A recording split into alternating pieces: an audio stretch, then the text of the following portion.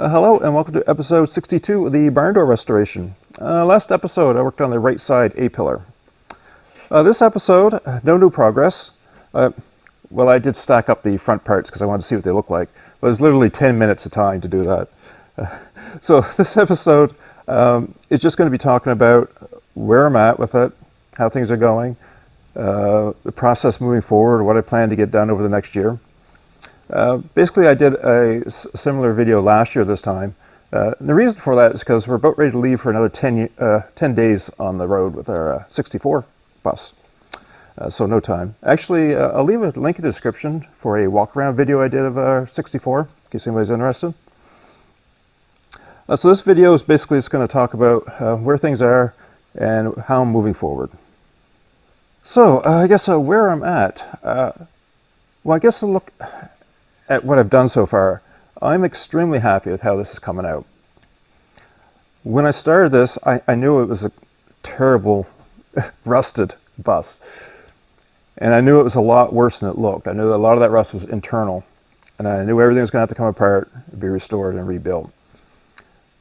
But I didn't expect to do quite such a good job on it.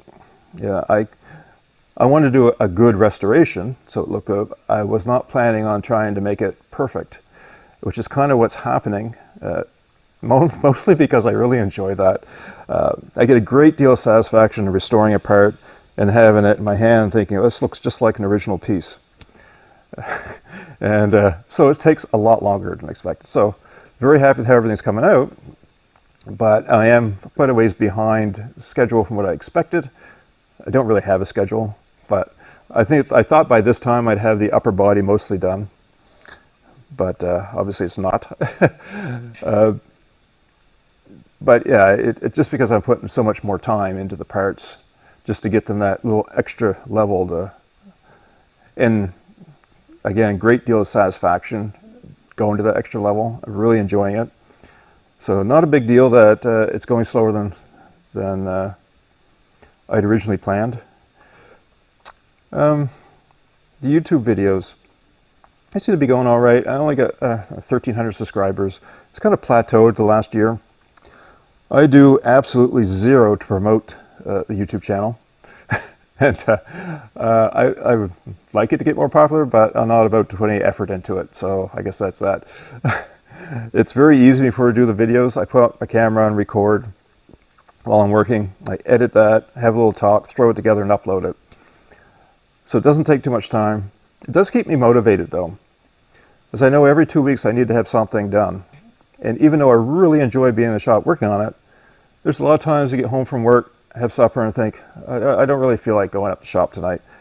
And if I didn't have the video to get out, that would probably happen more often. So the videos keep me motivated, it keeps me moving along at a nice speed. And I do like sharing.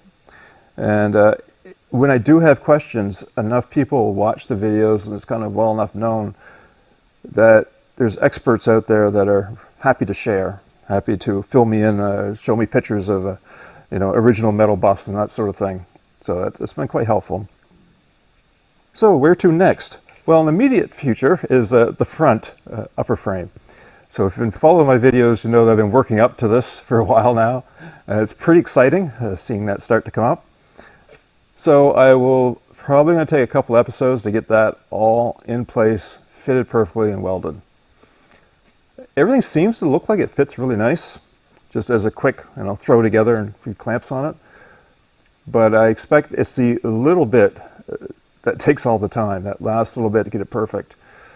And I got to clean up the doors and get them on. I got to clean up the nose a bit, set that on.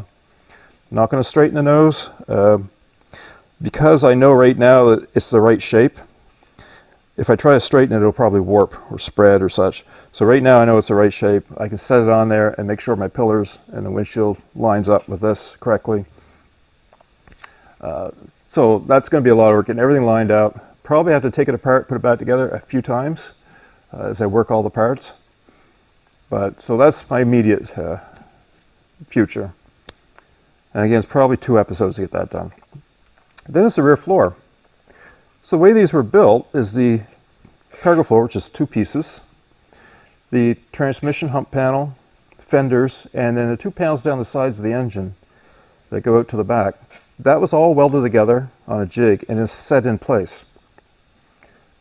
So that's my next thing, is get all the floor down. Now, I'm not going to weld it together until I put it in. Well, I'm going to set it down. I'm going to use this as a jig, set everything down, weld it together, partially take it off, finish welding, and then put it back and weld it down. Now, the cargo floors I'm going to have to build from scratch. That's been one of those areas that it's going to be a challenge. And there's a lot of these spots where I look ahead and say, oh, when I get to this part, it's going to be hard. I don't know what I'm going to be doing then, how I'm going to do it. By the time I get to building a part, I've gone through my head many processes, and I kind of narrowed it down to what I think will work. And that's what's going to happen with these. I've down to the point now I got a good idea how I'm going to build these panels. I'm going to do some tests first. There's a lot of ribs and pressings in that, and it's a big panel. I don't want to get too warped. So I think I have a process for getting all that done, and I'll do some experiments. So that's probably one of the bigger challenges that I've been looking ahead at for quite some time. When I originally started this project, I thought, oh, I'll have to buy the cargo floors, I'll have to buy the front floors, and I'll have to buy, this and that. And at this point, I've decided that I'm not buying anything. I'm going to build everything from scratch, or with original metal from another vehicle. So yeah, that's kind of, and I kind of like that. It's a challenge, and I'm having fun doing that. So I'm going to continue that. So these floor panels are going to be a challenge. The transmission hump is in very bad shape. The fenders are in very bad shape, but no worse than anything else on this thing. So that's my next spot, is to work on it. Probably bring the back end up, start stripping out this floor panel and the fenders, and there's a firewall that needs to come out. Strip that stuff out of it, start repairing it, and experimenting with these floor panels, and it'll probably be 4 or 5 episodes to get this all done. Maybe longer, see how it goes. So hopefully by the New Year's I'll have this floor down. Then the walls. So the walls are going to be done on a jig. So originally from factory, these wall panels were set down on a jig, the ribs are added to them, the dog legs, B pillar, A pillar, door headers, that was all assembled on a jig and then set up and put onto the chassis. And they're done on both sides that way. The reason I say this, there's production line photos from back in the early 50s of these, and you'll see piles of sides all assembled. If you look at the photos of something, you look at the edges of the photos, you see parts piled up, and you can see how things are put together. Floor frames, or the chassis, the sides, all these different parts. So I know how that went together. So I'm going to do a similar thing, but I'm only going to do up to the B pillar.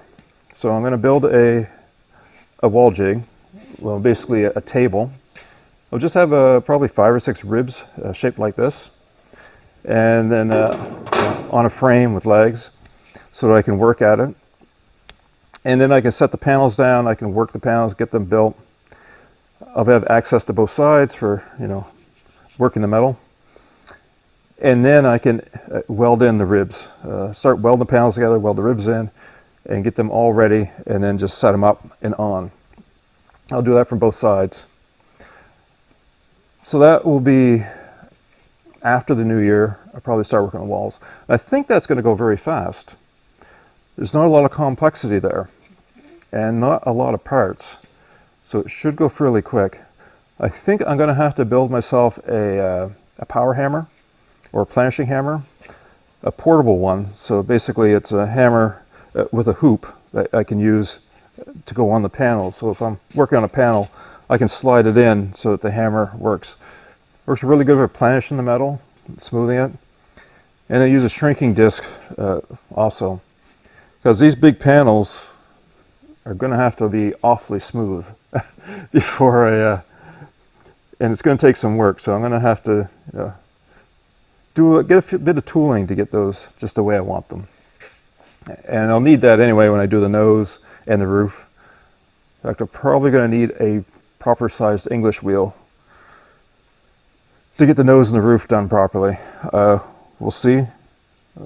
See what happens there. I'm definitely not buying one. I don't have the budget for buying a really nice English wheel. I do have enough stuff to build one if I can find the wheels, but we'll see how that goes. So the walls will go pretty quick, I think. So by this time next year, hopefully the walls will be up. The back corners, again, won't take too long. What's going to start taking the time, though, is the roof panel, which I'm also going to have to build a roof jig. So basically a jig that the lip of the roof can go all around with ribs that hold the shape so that the parts of the roof can set down. And I can build the lip around it and weld it all up and planish it and get it all in a nice shape. That's going to take some time. Getting that nose smooth, that's going to be, it's really pushing me out of my comfort zone. There's a lot of buckling in that. It's actually pretty good metal. Surprisingly, it's not that rusty, but it's bent badly. So that's going to take some time. If I was using body fill, no big deal. I get that smoothed out really nice, put a layer of fill over it and be good. But I want to go past that, and that's where it's going to take some time. So hopefully by next year, this time, the upper frame will be mostly in, the walls will be in, and then I'll be working on some of the more advanced panels, getting those finished off. And of course I have all the doors to do. They really don't take a lot of time. But so that's how things are going. So it looks like it's going to be 2 years before paint. That's where I'm looking at now. I'm thinking that probably realistically it's going to be another 2 years before I'm ready to paint this. So I've gone on long enough about this. In short, very happy with how it's coming out. And taking a little longer than expected, but not an issue, really enjoying it. Over the next few months, there's going to be a lot of changes. I get the front welded up, started onto the floor, so it'll be fun doing some different things. I'm going to add a little walk around video of this, just a quick one, to show it overall. Well, I guess that's about it. Appreciate the comments, and thanks for watching.